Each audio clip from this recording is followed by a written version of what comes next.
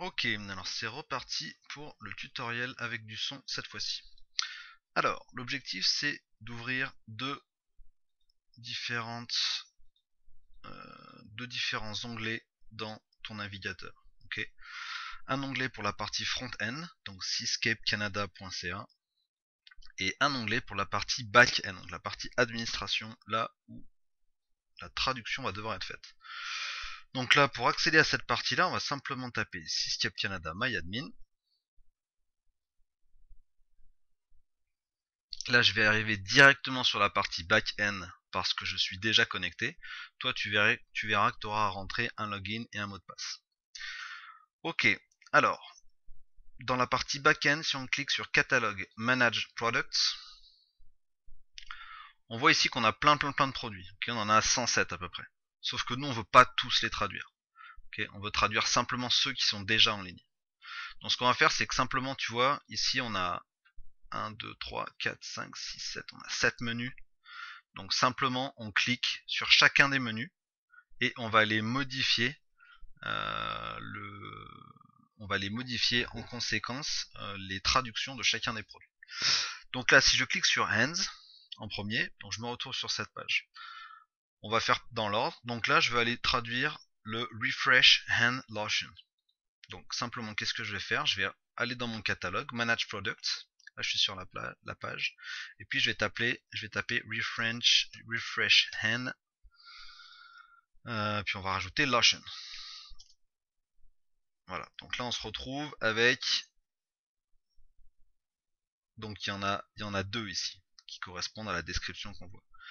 Donc, pour savoir de quel on parle, on regarde le prix. Là, on voit 31,20. Et probablement, ça doit être celui-là. Hein, puisqu'on est le plus près, 26$, peut-être avec des taxes et le packaging. Euh, ça doit être celui-ci. Donc on clique sur le produit. Donc là ça charge. Hop, là on voit qu'on a la traduction en anglais. Ok. Qu'est-ce qu'on va faire? On va cliquer ici et on va cliquer ici sur French. On fait OK.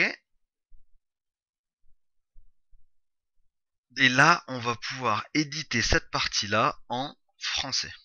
Donc pour modifier les valeurs qui sont là, il faut simplement décocher le Use Default Value. Ok, donc on décoche tout ça. Hop, hop. Voilà.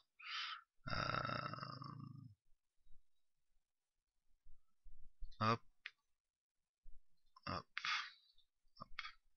Ok. Donc là, si on peut cliquer sur WYSIWYG Editor si on veut avoir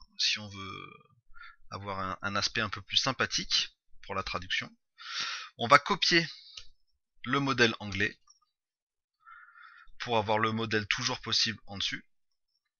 Et là, on va simplement taper notre traduction. Donc, contient 100% d'huile essentielle naturelle.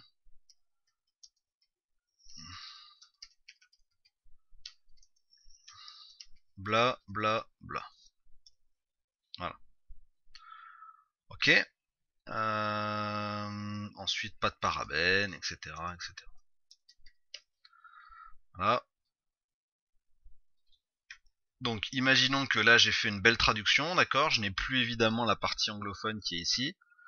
Donc, je fais Submit. Ça me modifie ce que je viens de taper dans ce qu'on appelle du code HTML.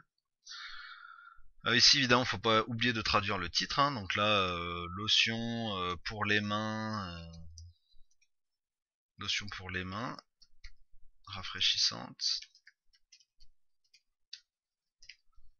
Ok.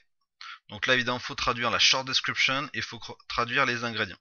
Alors les ingrédients, c'est toujours un peu les mêmes. Hein. Donc une fois que tu auras trouvé, on va dire la traduction de ça, tu vas pouvoir l'utiliser quasiment pour tous les produits.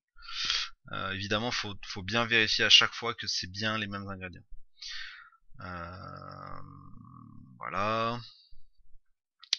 Là, dans range, on va taper peut-être rafraîchir.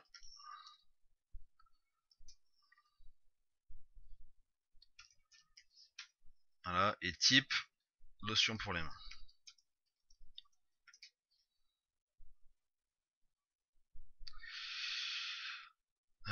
Voilà, on sauvegarde. Donc là, on vérifie bien qu'on est sur la partie French, hein, parce que si on modifie la partie English, on va avoir du français dans la partie anglaise sur le site, donc c'est pas ce qu'on veut. On fait Save and Continue Edit. Sur la partie front-end, on va cliquer sur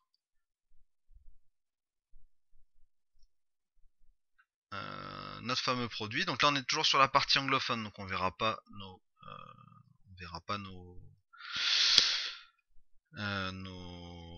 traduction. Pour la voir, on va cliquer ici, French.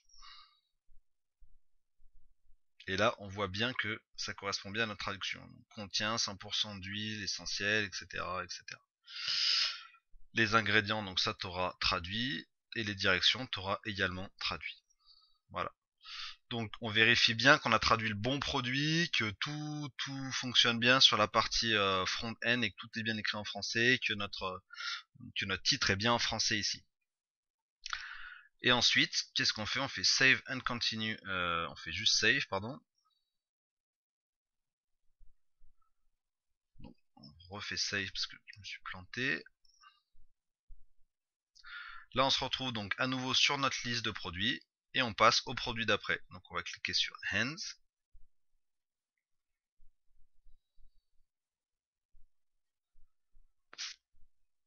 Et là, on va aller cliquer sur... Donc là, il n'y a pas les photos, hein, ça je m'en occupe, pas de souci. On va aller cliquer sur le deuxième produit qui est Refresh Hand Wash. Donc, on va aller voir, on va faire un filtre ici. Hop, Refresh Hand Wash. Et là, on voit aussi qu'on en a deux. Ok, donc on en a un à 26, un à 13,33.